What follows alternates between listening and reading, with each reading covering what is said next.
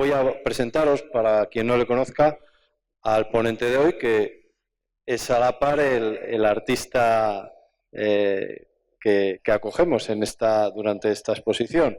Y es Richard Lemaz, Ricardo Manzanillo, el nombre artístico Richard Manzanilla, perdón, nombre artístico Richard Lemaz, toledano, pero bueno, más de media vida en León ya casi, ¿no? Así que bueno, uno dicen que es de donde pase, así que tú llevas pacido aquí ya bastante. Bueno, a Richard le surge la afición por la fotografía en los viajes, ¿no? Sobre todo en esos viajes que realiza por muchísimos sitios y donde tomas también conciencia del problema que yo creo que, por muy negacionista que uno sea, hay cosas que son tangibles e innegables, ¿no? Y que están ahí. Y hay ese clip en tu trayectoria que es esa invitación de Emiratos Árabes para esa exposición internacional de fotografía donde, bueno, te codeas con gente de muchísimo nivel, ¿no? Con fotógrafos de primer nivel mundial. Bueno, Richard, lo que nos quiera decir hoy de palabras nos lo dirá, lo que nos pretende hacer llegar con sus fotografías la podéis visitar. Yo creo que te vamos a conocer un poquito más a lo largo de estos minutos y nada, y muchas gracias desde luego, por haber contado con nosotros para esta exposición. Bueno, buenas tardes a todos, lo primero. Muchas gracias, César Ordóñez, el responsable de actividades culturales de la universidad. Para mí es un gran honor y un gran placer y tengo que agradecérselo mucho a que la universidad haya contado conmigo para desarrollar este proyecto, porque creo sinceramente que es el mejor sitio para este proyecto. Lo he comentado a veces con ellos, porque este proyecto se trata de trasladar el conocimiento y la universidad como foco y como centro del conocimiento y de transformación social, pues creo que es el mejor sitio donde puede ir esta exposición. Voy a intentar responder, como le decía ahora a una compañera periodista, a las 3 preguntas un poco que siguen ellos. Ellos son 5, pero bueno, yo voy a responder a 3. Que es ¿qué hago? ¿Por qué lo hago? Y ¿cómo lo hago? ¿No? Y la primera cuestión que surge es ¿qué es lo que hago? Y lo que hago es intentar entender el mundo. Yo creo que empecé a ser artista porque no entiendo al mundo, o más bien no entiendo a las personas que forman el mundo. ¿Por qué motivo no se entiende una cosa que para mí es tan meridiana, con este problema climático que lo causamos nosotros? ¿Por qué no somos capaces de entenderlo, ¿no? Bueno,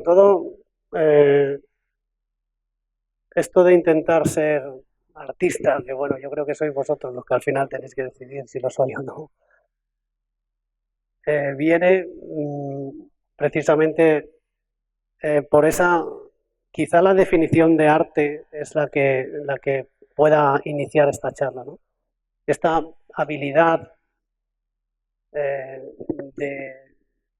dice exactamente la definición de arte, la capacidad o habilidad para interpretar lo real o imaginado a través de recursos plásticos, lingüísticos o sonoros, ¿no? Yo trato de interpretar y entender el mundo a través de la plástica, a través de estos recursos, de la fotografía en primer lugar, pero en esta exposición precisamente creo que he incorporado otros elementos que también al servicio de ese mensaje, ¿no? El arte como un elemento de comunicación, como un elemento de compromiso con la sociedad y compromiso conmigo mismo, con lo que siento y lo que me hace hacer este tipo de trabajo, ¿no? Y como os decía, ser artista quizás ha sido lo más gratificante de mi vida, una de las cosas más gratificantes de mi vida, pero a la vez lo más doloroso también. Porque ser artista te hace ser consciente, te hace ser consciente de lo que pasa, te hace investigar, a mí la curiosidad me mata y continuamente intento entender las cosas y eso pues es doloroso. Y tratar de expresarlas a los demás de una manera consciente y que los demás entiendan cuál es tu motivación, cuál ha sido tu experiencia para llegar a estas conclusiones, pues eso es lo que trato a través de este trabajo y del arte, ¿no? Reflejar toda mi experiencia y todo, bueno, pues yo lo denomino investigación porque no deja de serlo, entendimiento del mundo y esa investigación que hago para saber qué es lo que está pasando en cada momento y trasladar esa experiencia a los demás.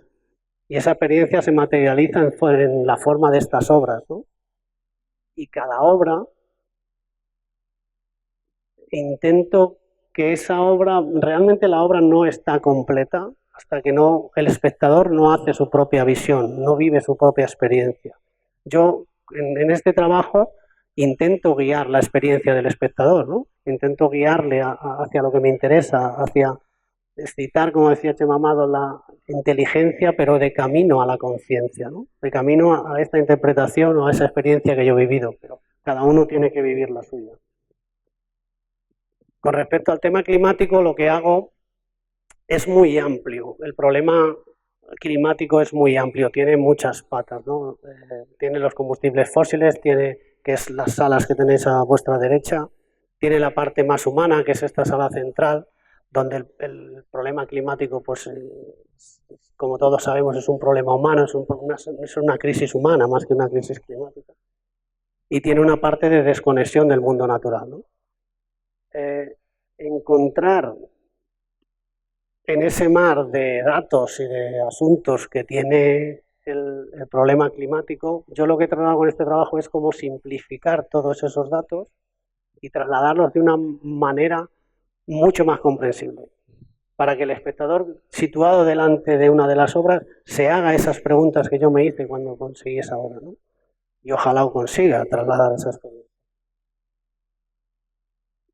Todo es... las obras son mi propia reflexión, mi propio estudio, ¿no? Y es el que intento trasladar. Yo digo allí en el texto del inicio de la entrada que la ciencia ha fracasado.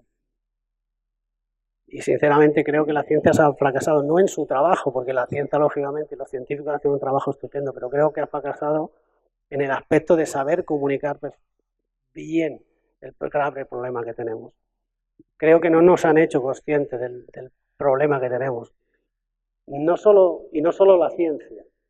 Yo creo que en la primera parte del trabajo hay una instalación dedicada a los medios de comunicación. Creo que los medios de comunicación tampoco han hecho una labor, o por lo menos no han conseguido que la humanidad sea consciente del problema que tenemos, ¿no? Pero a mí, sinceramente, no me extraña que ni la ciencia ni los medios de comunicación no hayan llegado a buen puerto con esta situación, porque es que ni siquiera una pandemia nos ha hecho reaccionar, ¿no? Todo mi trabajo gira en torno a eso, a esa reacción. Es una reacción a lo que está pasando en el mundo que genera estas obras y este resultado. Hay una cosa que dijo Antonio Turiel la semana pasada, que es una cosa que parece de primaria, ¿no? Que es lo que decía él, ¿no? Que en un planeta finito no podemos crecer infinitamente. Parece que no queremos entenderlo. Más bien es que no lo entendemos, pero no queremos entenderlo, ¿no? Y una parte muy importante que yo no entiendo de todo esto que os decía antes, que es que no entiendo al mundo o cómo se comporta el mundo, es por qué nos creemos cualquier tipo de información de cualquier persona malintencionada, mal informada o con muchos intereses, y sin embargo a los científicos, a un panel de científicos como es el IPCC, por ejemplo, que es el panel intergubernamental de científicos por cambio climático, más de 200 personas estudiando todos estos problemas, pues no nos convencen de nada. Y es un poco curioso. No sé si conocíais esto del IPCC que acabo de decir. Podéis hablar, que esto es un diálogo, no es que hable yo todo el tiempo. Yo, cuando me interesé por estos temas, empecé a estudiar y ver, y bueno, y el resultado. Este panel intergubernamental de científicos de cambio climático, ¿no? Que es de la ONU, pues pues en el último informe, del 2023, pues nos vinieron a decir que inequívocamente los problemas climáticos son derivados directamente de la acción del hombre, que es lo que se denomina antropoceno, que es lo que denominan la nueva era geológica, en la que el hombre, la actividad humana, es el principal elemento geológico que daña el planeta, ¿no? Y decían ellos que es derivado sobre todo de los gases de efecto invernadero, del uso de los combustibles fósiles. ¿Y por qué digo esto? Porque sobre todo ahí veis la evolución del consumo de combustibles fósiles en el mundo, y ellos hablan de que en los últimos 30 años se han consumido más del 50% de estos recursos, ¿no? Y estamos esquilmando la Tierra hasta unos límites pues ya insospechados. El otro día decía Antonio Turiel, y yo como aprendo mucho de ellos, es un privilegio tenerles en este asunto. Bueno, perdonadme un inciso, este traslado de conocimiento no estaría completo sin ellos. O sea, es muy importante no solo la muestra de lo que yo he hecho, sino que ellos hayan trasladar ese conocimiento no solo desde el arte, sino también directamente de las personas que más saben de esto. Pues decía él que los petróleo convencional pues ya se está acabando y ya se ha pasado el pico de producción máxima y ahora se están extrayendo otro tipo de petróleo, como son las arenas bituminosas, por ejemplo, que están contribuyendo malamente pues a la deforestación, a todos los problemas. Pero bueno, fijaros que la concentración de CO2 en el planeta, esto es una gráfica de 800.000 años y nunca se ha superado. Ahí veis cuando apareció el Homo sapiens y nunca se ha superado los 300 partes por millón y estamos en una situación exponencial. Si los datos se mantienen, pues lógicamente en otros 30 años estaremos yo qué sé, es insufrible pensar la evolución de esa gráfica, ¿no? Si la vamos acortando en escala, estos son los últimos 2000 años, veis que el problema empieza justo pues cuando empieza la revolución industrial, cuando se inicia el problema bueno, pues cuando el hombre, hay algunos autores que ya consideran que la invención de la máquina de vapor es cuando se inicia el antropoceno, ¿no? Que es cuando empezamos a utilizar combustibles fósiles. ¿Y por qué es tan importante esta concentración de CO2? Porque va ligada literalmente al calentamiento.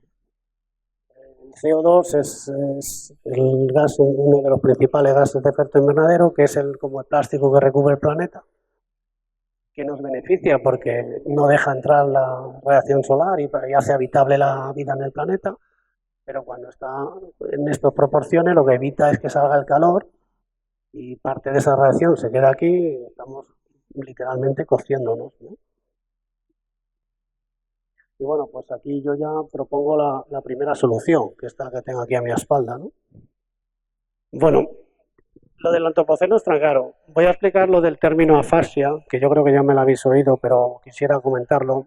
El término afasia es una palabra griega con esos acentos, que es la etimología de la palabra afasia, de la enfermedad neurológica pues tan grave, que es la que, bueno, pues es esa enfermedad desgraciada que los símbolos, la persona que la padece no puede leer los símbolos, deja de saber leer, no puede comunicarse. Y yo creo que es eso, que nosotros hemos autoinfligido una afasia colectiva. Hemos dejado de leer los símbolos, porque parece que nuestra vida cómoda no la queremos modificar de ninguna manera, ¿no? Bueno, fijaros si hay afasia, que justo cuando en el año 71 pues empezó a hacer este estudio encargado por el Club de Roma, que se llama, que todavía existe, que es como una especie de foro de Davos actual. Y ya en aquellos años, en el año 71, pues tenían dudas que el planeta estuviera en condiciones soportando toda la revolución industrial, porque fueron los años de máximo consumo. En la obra del fondo, bueno, porque el código de barras es una invención que también contribuye lógicamente a este consumismo y a este inicio de la época dorada, ¿no?, del consumo. En aquella época, pues estos gentes encargaron al Instituto Tecnológico de Massachusetts un estudio de la situación del planeta. Ese estudio, que se conoce como el informe Meadow por los autores, bueno, pues el título son los límites del crecimiento, que ya lo dice un poco todo, ¿no? Y el resultado que vinieron a decir ellos es precisamente, el final de todo fue de su estudio, que la tecnología y el progreso han aumentado y extendido nuestros límites en todos los sentidos, físico, económico, pero parecen haber contribuido muy poco o nada al razonamiento y la sensatez. Esto lo escribieron en el año 72, que es cuando se publicó este informe. Al parecer, y yo por lo que he leído, esto generó un gran revuelo en el mundo y a partir de ahí se hizo la primera cumbre de la Tierra en Estocolmo en el año 72. Aparecieron los grandes movimientos ecologistas, Greenpeace se creó en ese año. En fin, pues yo no puedo imaginar qué pensarían estos científicos si levantaran ahora la cabeza, ¿no? En fin. Bueno, podéis interrumpirme, que se me hace un poco aburrido aquí todo el rato hablando, ¿eh? ¿No tenéis ninguna pregunta o algo ya? ¿No he generado todavía ninguna duda o algo? Bueno, escuchándote, efectivamente, la ciencia, nos damos cuenta que el hombre no responde a lo que dice la ciencia. Que los países que consumían, que desprendían muchísimo CO2, compraban a otros países para llegar a ese tanto por ciento que el protocolo de Kioto les exigía. Entonces estamos en la hipocresía de la mente humana, ¿no? Coaching. Por eso decía antes que es que yo no entiendo. Efectivamente, las emisiones de carbono que se hizo, es que hemos llegado a mercantilizar eso. O sea, mercantilizamos cualquier cosa. ¿Ves? Claro. Yo he visto cosas y estudios y documentales de lo que está pasando con eso de las compras y qué es lo que compran, qué es lo que no. Compran bosques para destruirlos, o plantan unos bosques de crecimiento rápido. Hay muchísima controversia con todo eso, pero bueno, todo está motivado un poco la imagen esa que pongo yo ahí del tendal, ¿no? Que es el greenwashing, donde tiendo unas hojas y tiendo la naturaleza, ¿no? Es muy peligroso, todo eso es súper peligroso, o sea, todo el mundo se hace verde o por comprar unos bonos y eso es la naturaleza humana es lo que tú dices. ¿Alguna cosa más? ¿O pasamos al por qué lo hago?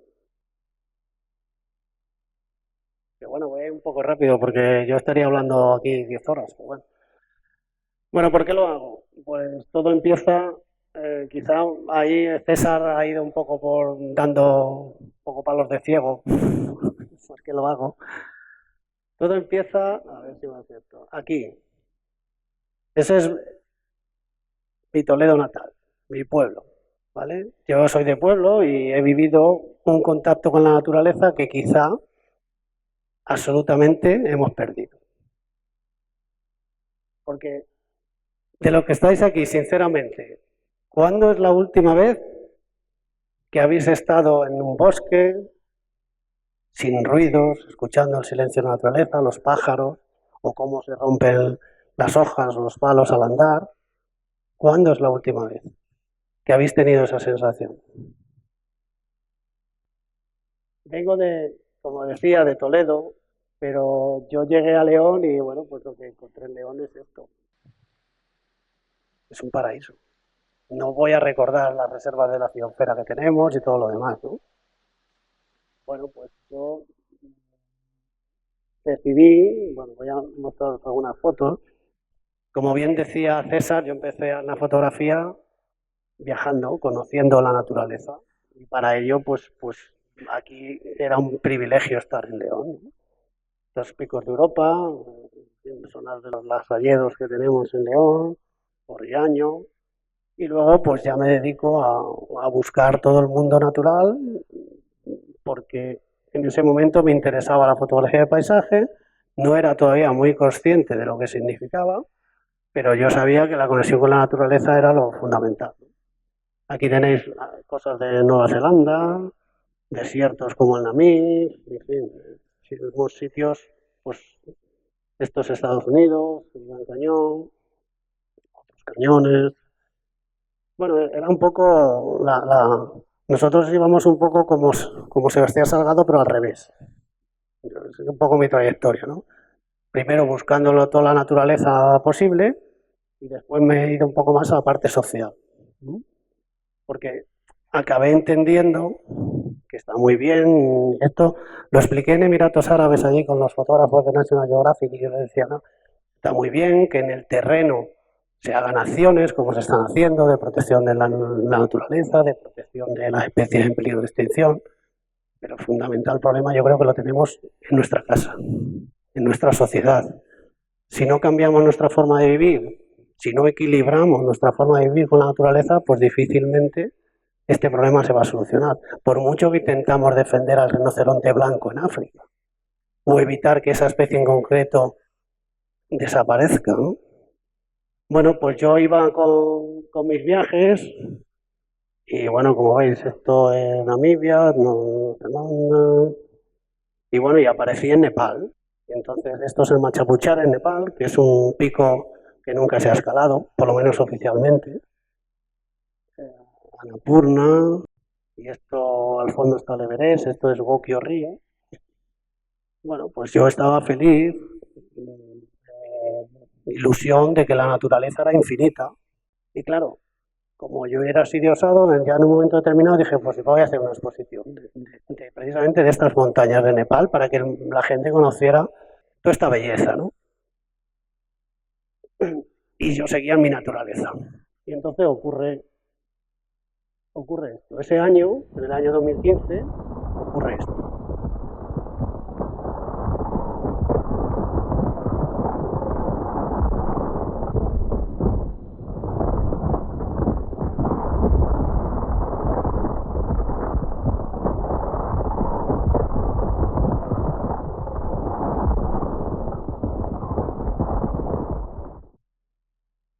No sé si recordáis ese terremoto en el 2015, no sé cuántos miles de muertos, de desplazados, en fin. Y para mí, para mi mujer, pues fue muy impactante haber estado el año anterior y ver todo esto. Y entonces esa exposición pues se transforma con la ayuda de Focus, que veo que hay algún integrante de Focus aquí, pues en un proyecto solidario en el que estoy 2 años trabajando, ¿vale? Para conseguir llevar a Nepal pues una serie de fondos y al final conseguimos reconstruir un colegio en el epicentro del terremoto. Y bueno, fue una aventura estupenda y muy impactante, ¿no? En la que te hace mucho reflexionar lo que ves allí y lo que vives aquí, ¿no? Os enseño algunas fotos de Nepal. Yo me fui a Nepal en la Navidad de ese mismo año para ver cómo estaba el país y lo que ocurría allí. Fue muy impactante ir a un país desolado por un terremoto. Y bueno, y aquí hay algunas imágenes que yo capturé allí. Y estos son los críos a los que nosotros conseguimos ayudar después. Y bueno, esto es el colegio que ellos tenían, lo que pudimos hacer con los fondos que conseguimos aquí. Una parte se lo dimos a Jesús Calleja en su momento y bueno, pues luego conseguimos. Y después de todo esto, de esta vivencia, es cuando dejo de hacer fotografía. Literalmente dejé de hacer fotografía durante un año, porque no lo tenía ya claro cuál era el camino. Y por eso esta charla la he denominado de la naturaleza al compromiso.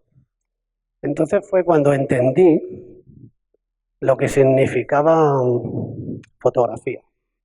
Hasta ese momento yo entendía que la fotografía era darle al clic, capturar la belleza lo mejor posible y ya está. Pero claro, en ese momento entendí que lo más importante es lo que está detrás de la cámara, como decía Ancelada, ¿no? Lo más importante es lo que tú quieres transmitir. Y al final lo que haces tiene que ser un reflejo de lo que te eres, de quién eres. Y a partir de ese momento inicié el camino del compromiso. Y compromiso, ahora explico cómo,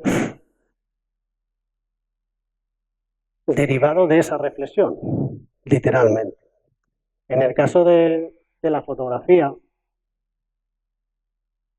que ahora, como os digo, en esta exposición ya he incluido y creo que es un camino muy bonito, la experiencia ha sido muy buena, no solo fotografía, sino cualquier tipo de elemento que contribuya al mismo objetivo, la comunicación, y trasladar esa inquietud o esas reflexiones tuyas al espectador, ¿no? Y en la fotografía, lo primero que tienes que tener claro es que quieres un referente para fotografiar.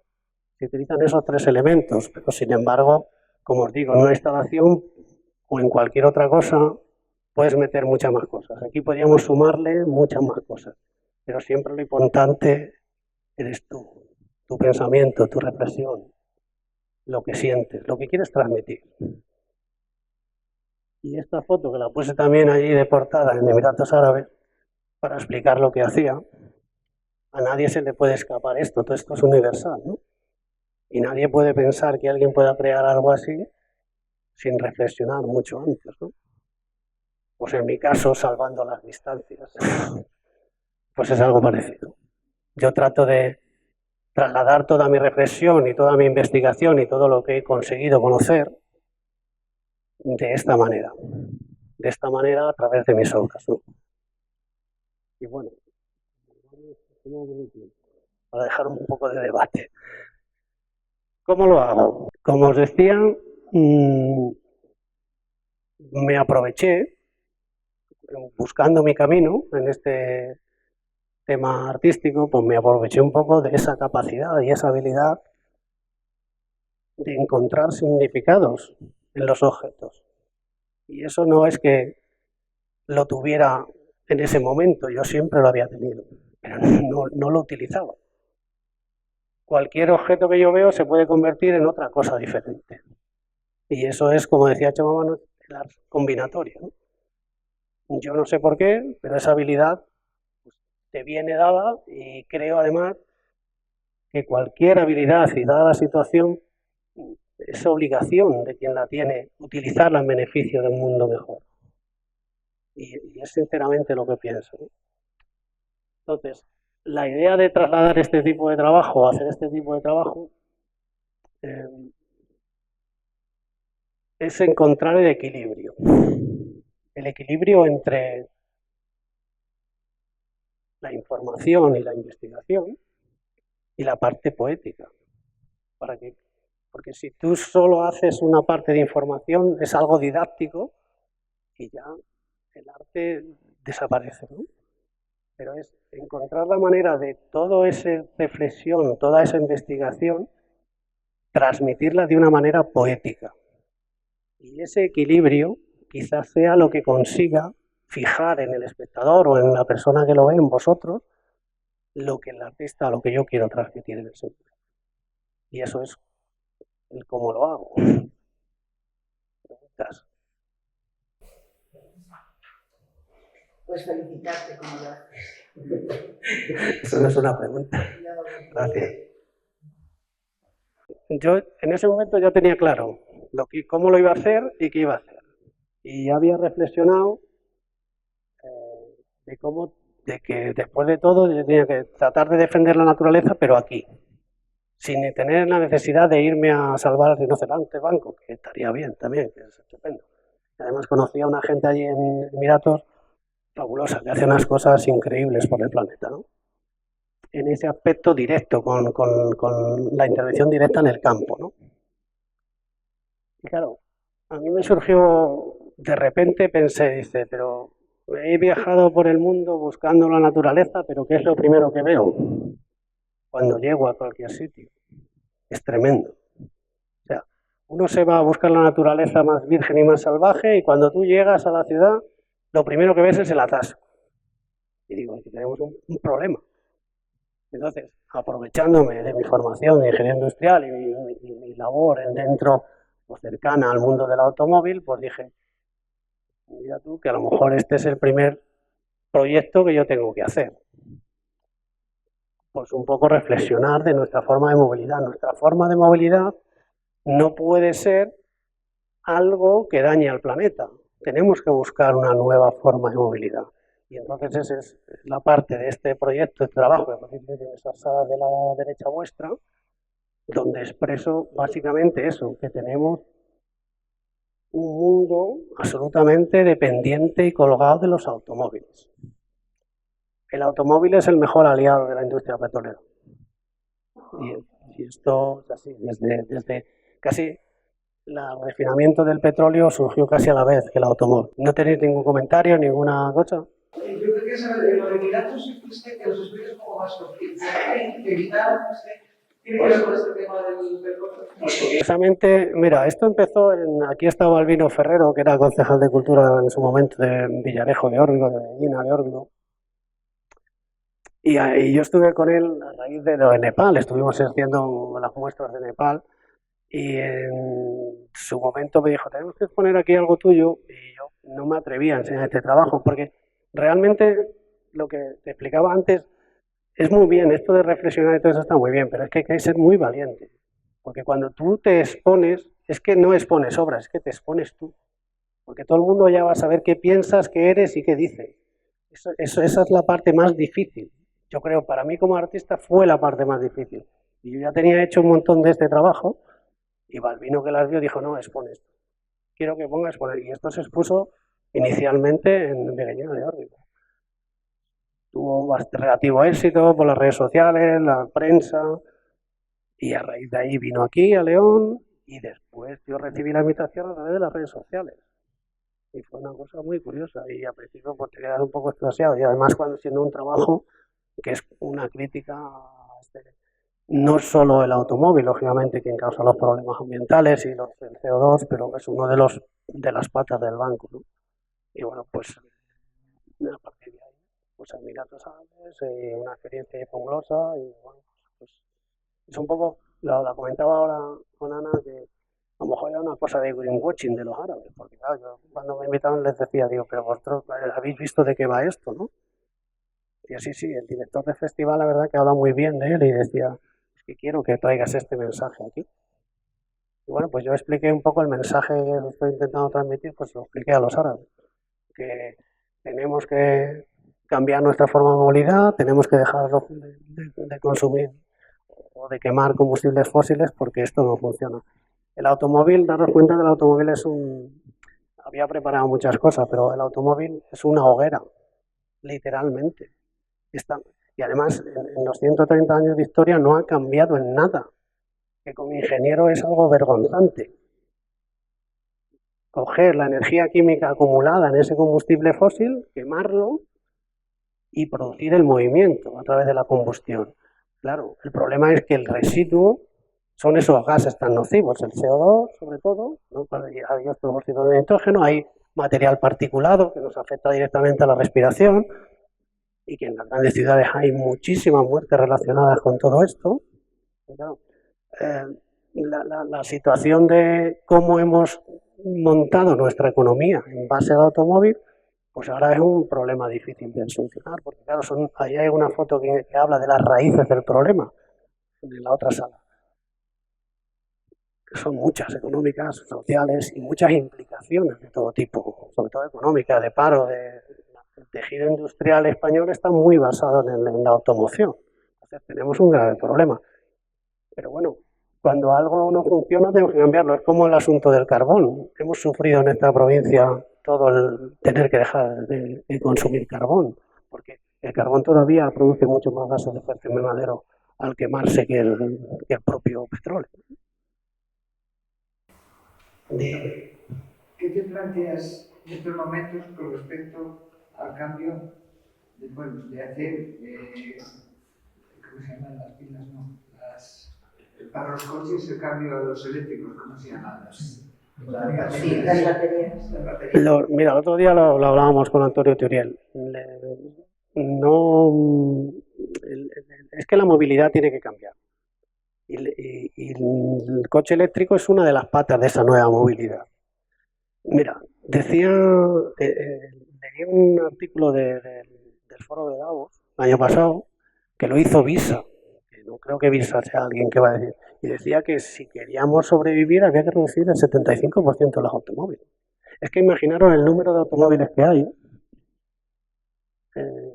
En el mundo hay, bueno, este era el primer automóvil, aquí tenía también el primer automóvil de León, pero bueno, me voy a ir al... Y hay muchos artistas, mira, esto es importante, aquí esta foto habla de desequilibrio que produce, ¿no?, de este mundo. Pero mira, un comentario curioso, ¿conocéis esta foto? ¿Conocéis este trabajo? Esto al artista seguro que lo conocéis. Y este es el primer trabajo que hizo. Esto es un trabajo de Andy Warhol. Y este trabajo es lo primero que hizo Andy Warhol, porque Andy Warhol ya estaba pensando en el año 63 que el automóvil a lo mejor no era tan bueno, que era una trampa mortal de cara al usuario. Y yo lo que he planteado en este trabajo, en una de las patas de esta exposición, es que el automóvil, no solo por los accidentes de tráfico, que ya es un grave problema, sino también por todos esos efectos colaterales con el medio ambiente. O sea, puede ser un problema. Entonces, la humanidad va a tener que lidiar con eso durante muchos años. Si realmente esto era bueno o era malo. Pero bueno, porque no solo relacionado con los accidentes, como les digo, están todos los gases que producen. Y esto yo no lo digo yo, que esto está sacado de la Unión Europea. Yo lo conozco perfectamente, pero bueno, sé que hay otra vez eso. Y no solo eso, la parcelación que hemos hecho de las carreteras. O sea, que es brutal. Aquí en este mapa que veis las carreteras que hay, cuanto más blanco, más carretera. O sea, veis Estados Unidos, México, Europa. O sea, es brutal la deforestación que ha causado, ¿no? Y eso a su vez, gases de efecto invernadero por todos los caminos, por las carreteras, los árboles que quito, etcétera, etcétera. Lo que os decía del número de vehículos que es insostenible, el número de vehículos, que yo lo represento como un virus, que hay 1.500 millones, y en España hay casi 36 millones de vehículos circulando. Pues imaginaos la brutalidad que es, que no parece muy sostenible, la verdad. Si los pusiéramos en caravana, pues daríamos la vuelta al mundo 4 veces. Los españoles, solo. Y si pusiéramos los vehículos que se fabrican en un par de años, unos encima de otros, llegaríamos a la Luna. Solo con 2 años. Entonces, tenemos un grave problema con la movilidad. Y tenemos que cambiar. Por eso digo yo que tenemos que hacer un nuevo reinicio. Y hay muchos más artistas. Hay una película nominada a los Oscars, de animación, en la que hablaba que era absolutamente insostenible. Es que una sola fábrica, para que os hagáis una idea, la fábrica de Stellantis, la antigua Citroën de Vigo, fabricó 500.000 de coches en 2023. Y eso supone un coche cada 37 segundos. O sea, en este rato de charla, solo una fábrica. Claro, se fabrican el año pasado 90 millones de coches. Pues no parece muy sostenible. Y como os digo, pues es muy complicado, porque las raíces y el problema económico y social que genera es muy potente. Y es lo que he querido yo poner un poco en la palestra, ¿no? Que tenemos que repensar todo esto, porque tenemos el calvario por aquí. O como el automóvil entierra la naturaleza, por ejemplo. Necesitamos una esperanza nueva, una nueva forma, ¿vale? Un nuevo reinicio de esa movilidad. Esto es un kit de salida, un poco para repensar eso, ¿no? Y aquí, por ejemplo, una nueva génesis, o lo que hablamos del coche eléctrico. El coche eléctrico que todavía tiene que crecer y tiene que cubrir una parte de esta necesidad de movilidad, porque el mundo no se va a querer parar. Pero tenemos que buscar fórmulas de movilidad que no dañen el medio ambiente. Y esa es la propuesta. El siguiente, si no las buscamos, es uno de los actores importantes con la emisión de CO2, y lo que va a ocurrir, como os decía antes, es esto. Los años cada vez son más cálidos y necesitamos enfriar el planeta, pero Mira, se lo comentaba en la visita guiada. Esto es como, siempre lo comparo para que la gente lo entienda con, bueno, aquí está mi familia, que siempre se lo digo, como una bañera llena de agua y un grifo cayendo. Tenemos la bañera llena de agua y el grifo sigue cayendo, que es el CO2. Cuando la bañera estaba por la mitad, la bañera se movía y los eventos climáticos estaban dentro de los límites. Pero es que tenemos la bañera a rebosar. Se mueve la bañera, se sale el agua, sequía, inundación, huracanes, problemas. Entonces tenemos dos opciones. O cerrar, primer paso, cerrar el grifo. Tenemos que dejar de emitir CO2. No nos queda otra. No lo hacemos. De ninguna manera. Siguiente paso. Abrir el tapón. Tenemos que hacer desaparecer ese CO2 de la bañera. Pero claro, abrir el tapón significa que aquí la única fórmula de abrir el tapón es la fotosíntesis. Es decir, que haya más plantas, que haya más árboles. La fotosíntesis tanto en el mar con el fitoplancton, por eso hablan que el mar se acidifica, porque ya no puede absorber más el fitoplancton del CO2, el culpable es el CO2, lógicamente, de esa acidez, o los árboles del planeta. Y lo que hacemos es precisamente lo contrario. La obra del fondo habla del crimen. Es que el año pasado se cortaron 28,3 millones de hectáreas de bosque.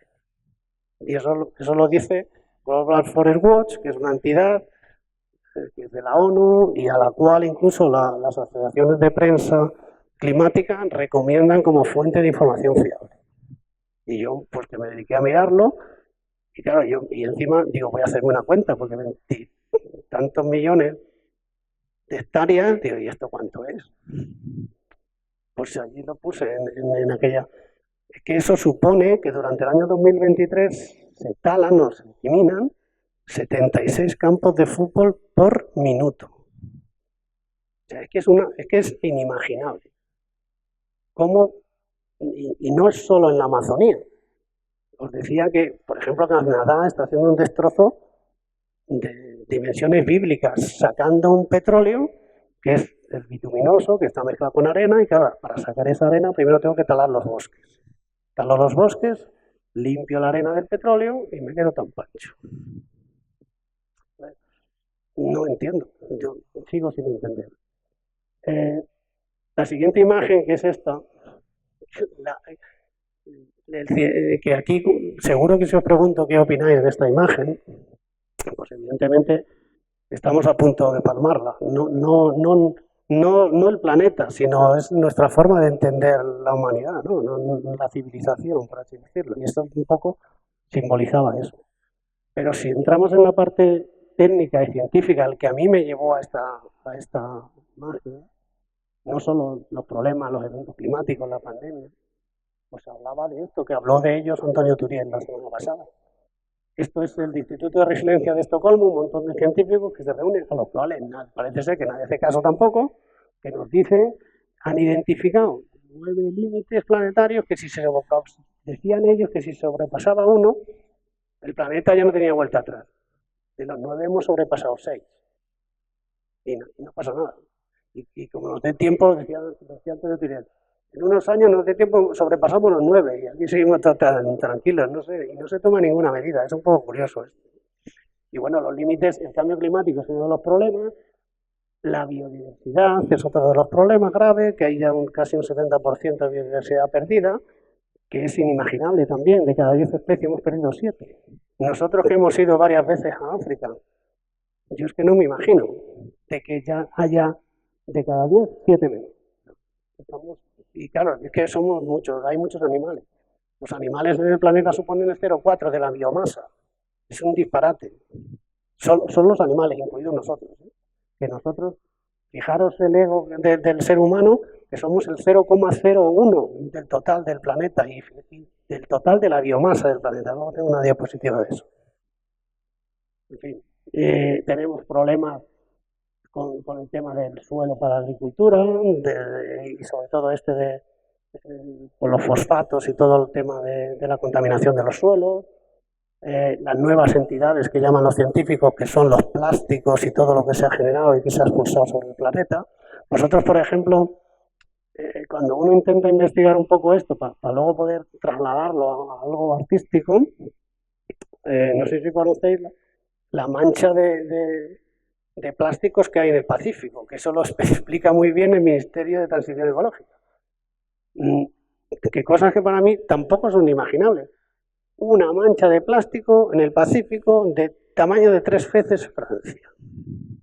¿Vosotros podéis imaginar una mancha llena de plásticos, de redes de pescadores, de microplásticos, de todo tipo de cosas del tamaño de 3 veces Francia? Y eso lo dice el Ministerio de Transición Ecológica y tiene una infografía donde lo explica. ¿Por qué se reúnen en el Pacífico? Por, no sé, los líos de las corrientes que llevan allí los plásticos de medio planeta. Pues, no sé. Y seguimos consumiendo plástico. Por ejemplo, en Indonesia ha habido un gravísimo problema con los plásticos de Danone, porque a Danone se le ocurre vender vasos de agua en plástico. Y liquidó, no lo sé, es que están la mitad de los ríos de Indonesia y todas las plantaciones de arroz, no sé qué, llenas de esos vasos de plástico, porque le permitieron, bueno, incluso sin permiso, lo seguía fabricando, porque era más rentable pagar las multas y seguir fabricando un vaso de plástico con solo un vaso de agua, una cosa así. La gente se lo bebía, tira el vaso. En fin, esto, lo que digo siempre anteponemos, o cómo podemos encajar esta situación económica con el planeta. Anteponemos siempre el tema económico a cualquier otra consideración, y a ver si nos pasa. Porque el problema es humano, como os digo, no es un problema ambiental, como en este caso, pero es que es humano, y por eso aquí se ponen estas imágenes político, esta polarización estéril que no nos lleva a ningún sitio, y sigue habiéndola. Y aquí trato de trasladar esta problemática. La inmigración, la desigualdad, es complicado. Es que resolver el problema ambiental, tenemos que empezar a pensar en resolver otros muchos problemas, porque las palancas para poder cambiar la situación no es solo una. No puedo resolver el problema del calentamiento y dejar el resto de cosas igual. Es que tenemos que repensarnos un poco cómo vamos a vivir. Y a veces ponemos toda la carne en el asador aquí, en la tecnología. Va a venir alguien que va a inventar una cosa muy importante y nos va a salvar. Y luego nos hemos convertido en verdes todos, lo que os decía antes. Y bueno, yo pensé, aquí era un poco ya la desilusión de decir, nos confinen en este planeta porque si vamos a otro los vamos a fastidiar igual. Y entonces llega la pandemia, a pesar de que por fin capturamos el virus y encontramos el paraguas para el virus, a pesar de todas esas señales de hasta una pandemia, seguimos sin encontrar la wifi. No encontramos la señal de la naturaleza. O sea, seguimos perdidos. No somos capaces de encontrar esa reconexión con el mundo natural. El desarrollo no puede ir en contra del mundo natural. Si vamos en contra del mundo natural, no vamos a tener solución. Y bueno, pues no leemos la emergencia y seguimos calentando y calentando y ya está. Y bueno, fijaros que aquí esta imagen, que es esta de atrás, ¿no? Lo que os decía, las franjas rojas son las que están por encima de la media.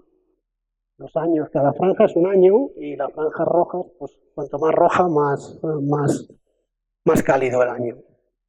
Esto es un trabajo, estas franjas climáticas que son muy conocidas, curiosamente, en el mundo anglosajón, y la única persona que ha interpretado esta obra bien ha sido Antonio Turiel. Es que me resulta impactante. El color blanco estaría dentro de la media. Desde el 61 hasta el año 2000 han hecho la media, para decir qué años han sido más cálidos y cuáles años han sido más fríos. Los más azules son más fríos y los más rojos, que están todos, lógicamente. Esto empieza en el año 1850 y termina en el 2023. Y el propio científico del Centro Nacional Meteorológico de Inglaterra, Ed Hodgkin, que se llama, dijo que el 2023 ya no tenía color rojo posible para poner, porque la escala de rojo se la había acabado. Y bueno, y el 2024 sí que le dice menos. Pero bueno, si os lo pongo así, a lo mejor es mejor. Esto es en España. Y en España en el año 2023 ya estábamos 2 grados y pico por encima. Ahora ya nos dicen que hemos superado 1,5 en el planeta, pero en España, en el conjunto de España, ya estábamos así. Y si os pongo de León, en León esto pasó en el año 2023, son los datos científicos de los institutos meteorológicos. Yo no me invento nada, es imposible inventarse algo así. Y fijaros todos los meses que han sido más cálidos de la media. Las temperaturas máximas han sido hasta de un 13% por encima de la media. Eso es León. No es una cuestión de asustarnos, que esto es lo que hay. Y bueno, esto es un poco el crimen, lo decía, la deforestación, y lo que me he adelantado un poco, pero bueno, estos son los datos que dan de la cubierta arbórea perdida, los montones de millones de hectáreas perdidas y los 76 campos de fútbol que os hablaba antes. Y aquí cuando empiezo ya a decir que el tiempo se nos está agotando, ¿no? Tenemos que hacer algo. Porque o queremos este hogar o queremos este. Tenemos que empezar a regenerar la naturaleza. No nos queda otra que vivir en armonía con ella si queremos sobrevivir como humanidad, posiblemente. Y como yo soy optimista por naturaleza, creo que la naturaleza, que es muy sabia, ya lo vivimos en la pandemia, en cuanto la ayudemos un poquito, va a ser capaz de reaccionar. Pero tenemos que ayudarle ese poquito. A lo mejor nos tenían que confinar todos los años un mes o 2. Que fijaros cómo se regeneró la naturaleza. Cómo fue capaz la naturaleza de regenerarse, ¿no? Es lo que yo puse en esta imagen. Bueno, aún la esperanza, yo creo que a pesar de todos los problemas que hay, todo lo que os he contado y mucho más que os podía contar, a pesar de todo ese alambre de espino, seremos capaces, la naturaleza será capaz de sobrevivir. Ojalá. Nos va la vida en ello. Y lo que necesitamos encontrar es esto, el equilibrio.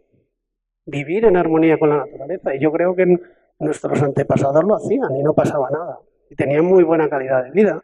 El otro día decía Antonio Turiel que hay estudios que dicen que sin bajar nuestra calidad de vida podemos gastar hasta con una 10ª parte de la energía que usamos ahora, podemos vivir igual. Yo digo, no entiendo. Bueno, la buena noticia es la tercera pata de la muestra, es que está en nuestras manos. Somos nosotros, los humanos, los que podemos cambiar esto. Y me alegra que, además, lo comentaba antes, que sea la universidad, porque creo que la gente joven son los que más tienen que hacer. Tenemos que aportar todos, pero ellos sí que son los que tienen que promover esto. Y hacer y forzar a nuestros gobernantes a que tomen las medidas correctas. Nosotros, a nivel individual, claro que podemos hacer, usar menos el coche, reciclar, las 3 R's es muy importante, reutilizar, reciclar. Todo es importante, todo suma, porque somos muchos millones de personas. Pero, lógicamente, los que tienen responsabilidades son los que más pueden hacer. Pero daros cuenta que nuestros responsables siempre hacen lo que quieren, lo que le empujamos a hacer. Ningún gobernante va a ir en contra de lo que diga su población. Y este trabajo se basa en eso, en intentar con esto ese cambio de mentalidad. De que somos importantes y sentirnos importantes. Porque realmente está en nuestras manos. Somos naturaleza y se nos ha olvidado. Era lo que os decía antes. ¿Cómo es posible? Fijaros dónde está ahí el cuadradito ese de abajo. El 0,4% son los animales. Y de ese 0,4, el 2,5 somos los humanos, que representamos el 0,01 del total de la biomasa, o sea, parte viva del planeta. Y nuestro humanocentrismo nos ha llevado a una situación límite. Bueno, este trabajo que aquí también combino, pero combino no objetos, combino fotografías, porque este trabajo está hecho con dobles o triples exposiciones en las que se combinan las imágenes unas encima de otras y se crean en la propia cámara un solo archivo digital, pero que son como si en las analógicas no pasara a ser carrete. Vas haciendo imágenes unas encima de otras. Y esta imagen, el fondo es el pantano de Luna cuando se secó, por ejemplo.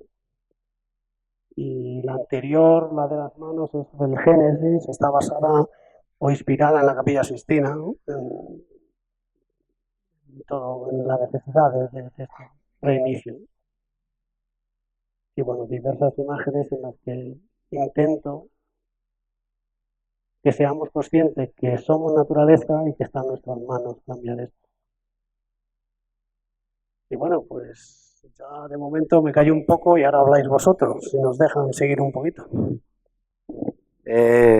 Sí te quería preguntar, es una cuestión que me surgió el otro día, ¿no? Cuando hablabais de lo del hidrógeno verde, que no era tan verde, el coche eléctrico, no hay recursos para sustituir coches de combustión por eléctrico. No sé, ¿cómo ves las alternativas o el futuro en el medio y largo plazo? De mucha gente que dice, bueno, no quiero renunciar a tener un coche, pero quiero estar acorde con esa sintonía de la que hablas, de ser sostenibles, ¿no? Yo entiendo, y ya lo compartía con Turiel. Tampoco estoy de acuerdo con él en, por ejemplo, que la tecnología de hidrógeno verde ya se ha implantado en turismos particulares. Lo que sí, la movilidad tiene que ser menos particular y eso sí va a cambiar. Y yo soy el primero que si tengo un buen medio de transporte no utilizo mi coche. Entonces, yo creo que ese paradigma sí tiene que cambiar. Y va a tener que cambiar porque el uso de materiales no es posible para generar. Lo que pasa es que actualmente la pretensión de sustituir todos los vehículos de combustión por vehículos eléctricos, eso es absolutamente aberrante porque no hay suficientes materiales raros para eso, ¿no? Hay, por ejemplo, muchos debates. Mira, por ejemplo, con los materiales raros, fijaros hasta dónde llega el límite humano de la locura, ¿no? Groenlandia, que se está deshelando por el cambio climático, pues se está planteando su gobierno hacer minas porque allí hay materiales raros. Y hay un debate social, por ejemplo, ahora mismo en Groenlandia muy importante. Groenlandia, como sabéis, no sé si lo sabéis, depende de Dinamarca aún y quiere independizarse a través de esos materiales raros. Es una locura. O sea, como ha venido el cambio climático, se ha jorobado o tal, me quiero independizar sacando y contaminando todo. Pero bueno, volviendo al tema. El asunto, yo creo que la movilidad, y todos, hay muchos expertos que lo hablan, y este informe que os decía del foro de Davos también, hay que reducir el número de coches y eso no significa que no puedas moverte. A ver, es que la evolución del automóvil, desde 130 años, el automóvil particular ha sido la que es. Imaginaros si esa evolución del ferrocarril se hubiese actuado desde hace más años que se conoce, ¿no? Hasta dónde podíamos tener el ferrocarril alimentado con unas energías renovables sería estupendo, no es contaminante. Entonces, tiene que ser un compendio de todo. Consumir menos, el vehículo eléctrico, los vehículos tendrán que ser de un tipo que no contaminen, que no emitan CO2, porque el principal problema más acuciante que tiene ahora la humanidad, sobre todo uno es el CO2, el gas de efecto de calentamiento. Y por eso están todo el día empeñados en la descarbonización. Va todo unido, ya os digo que va todo unido, los 9 límites planetarios van todos unidos. Pero en el caso concreto de la movilidad tiene que ser un compendio de todo. Mejor movilidad pública, que va a evitar que la gente, quizá mucha gente no va a poder tener un vehículo particular, es posible. Pero bueno, tanto el vehículo eléctrico como el vehículo movido por el hidrógeno verde, denominado verde, pues no sé, el hidrógeno verde, yo no sé si saben o sabéis lo que es, porque es hidrógeno verde, bueno, pues a partir de una electrolisis lo que se hace es se separa ese hidrógeno, que no es una energía primaria, sino que es, como decía, un vector energético, que lo explicaba Antonio Turiel. Y después que se ha conseguido ese hidrógeno, lo que hago es al contrario, lo almaceno y después lo utilizo para producir electricidad, porque al final el vehículo de hidrógeno verde es un vehículo eléctrico. Lo que pasa es que el vehículo, la electricidad la produce directamente desde allí, se almacena en unos depósitos, pero que trae sus problemas. El hidrógeno todavía es una tecnología muy en el aire, parece ser, por lo que explicaba Antonio Turiel, pero bueno, Ya hay vehículos que funcionan, de hecho hay un Toyota que funciona y hay un Hyundai que son de hidrógeno. Pero bueno, no hay hidrogenera, está muy complicado todavía.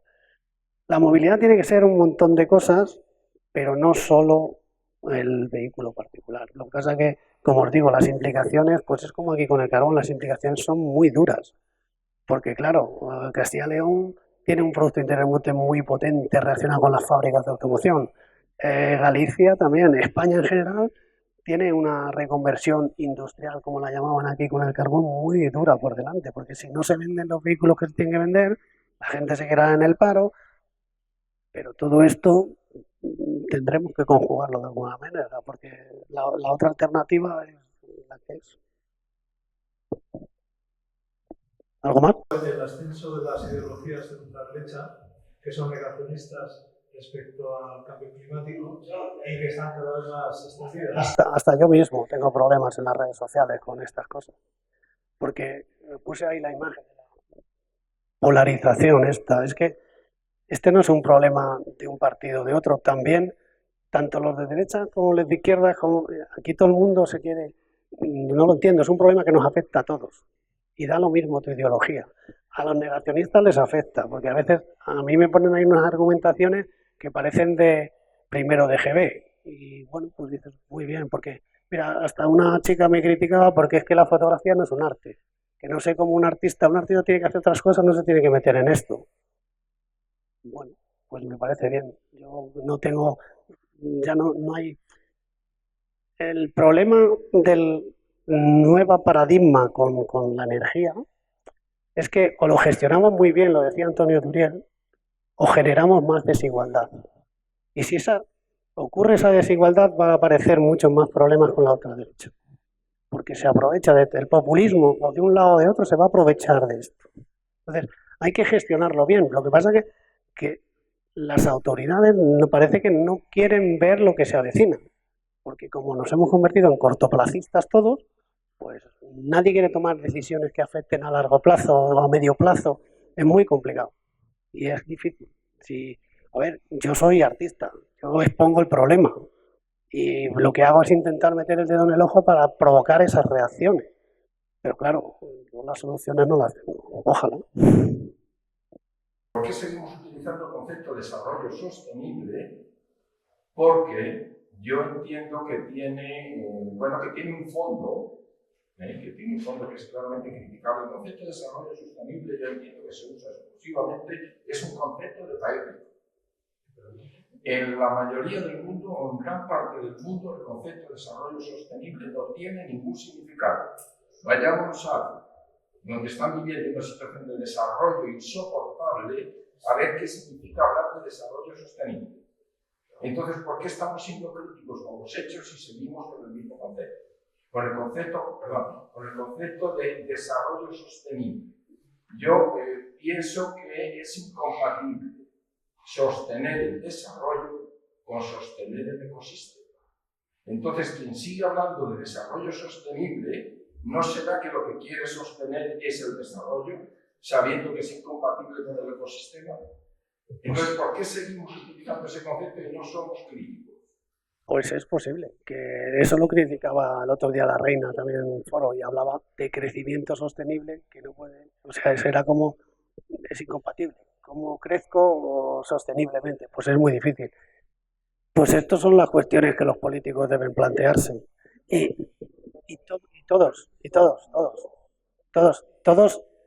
Todos tenemos que, es lo que decía, el cambio de mentalidad necesaria.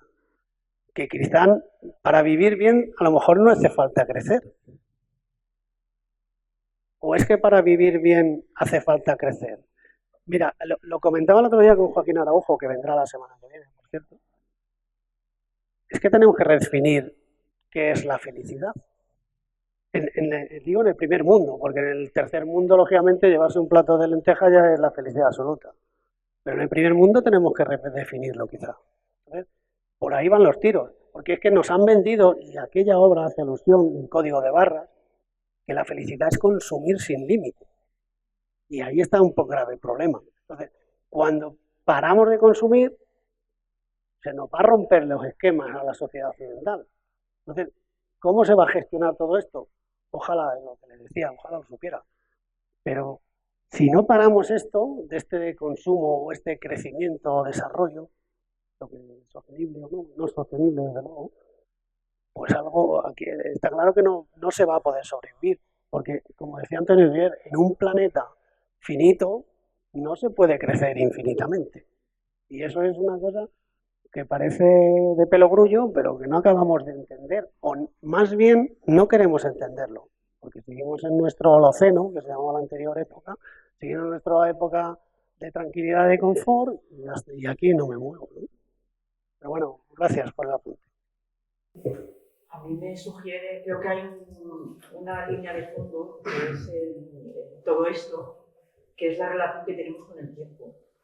La relación que tenemos con el tiempo en el siglo XX-XXI se ha ido acelerando, digamos, ¿no? Estamos viviendo en la velocidad como imparable también, hasta el punto de que, bueno, la carrera espacial, que es esa forma de salir del planeta que los ricos están ideando, pues simboliza también esa relación con el tiempo que nos desencaja de ese equilibrio que tú has planteado, ¿no? Que es poner la vida en el centro y los cuidados de las personas en el centro. Pues fíjate que es muy curioso lo que comentas, Ana, porque mi siguiente serie va de esto. Que mi siguiente serie de trabajo de artística va de esto. De hecho se denomina Otros tiempos, ya casi la tengo medio construida, porque precisamente iba en ese camino, en esa reflexión. Es que viviendo más deprisa consumimos más. Entonces es como un continuo que hay que ir rápido a la rueda, porque si la rueda se para, alguien deja de...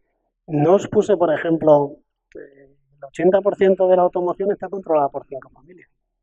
Entonces, claro, yo cuando digo estas cosas, luego en las redes sociales me ponen a parir. Pero es lo que hay. Son 5 o 6 familias las que controlan todo el mundo la automoción. Y esta gente nos ha hecho a nosotros tragar. Hablaba Antonio Turiel del tema de la moda, lo de ir deprisa. Ahí tenemos el ejemplo claro. Y os digo que hay el encaje, como dije, del sistema económico con el sistema ambiental o natural va a ser muy difícil. Porque hablaba Antonio Turiel del tema de la moda. Sabéis que la mitad de la producción de Zara acaba en el desierto de Atacama, en Chile, tirada. Es curioso. Y en el océano. Entonces, ¿cómo encajamos toda esa situación económica de todos los empleos que crea Zara, Inditex, con el asunto natural? Pero hay que buscar una solución. Lo que no podemos seguir es indefinidamente echando las prendas al océano o llevarlas al desierto. Entonces, ¿quién nos ha generado esa ansiedad de correr deprisa, de cambiar 7 veces de ropa y venga y dale y dale? El consumismo, porque les interesa. Entonces, lo que yo trato precisamente con esto es generar ese pensamiento crítico, que es lo que yo he hecho. La reflexión a mí me ha llevado... Todo esto ha sido producto de ese pensamiento crítico, de esa reflexión. Y evidentemente no puedo culpar a nadie. Si el culpable somos todos. Aquí no se trata de decir que esta industria en concreto o Inditex en concreto, no, es que somos todos. Porque nos hemos dejado llevar. Es que en las escuelas y en las universidades hay un grave problema. En algunos debates que he participado, el primer punto que hay que hacer a una persona es enseñarla a pensar. Y de esto va esta obra, de hacer a la gente pensar. Porque si tú te dejas llevar de los mensajes que te lanzan, pues así nos pasa. Así nos pasa. No somos capaces de encontrar ese pensamiento crítico que nos haga reflexionar cómo tengo que vivir. Que yo no me tengo que comprar ese coche, o no me tengo que comprar ese abrigo, o no me tengo...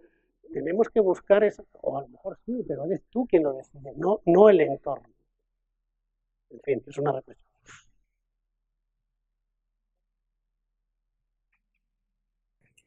Gracias a todos y nada, vamos a hacerte entrega de un recuerdo para estas ponencias y nada, pues hasta la siguiente, que recordar que el próximo viernes tenemos otra.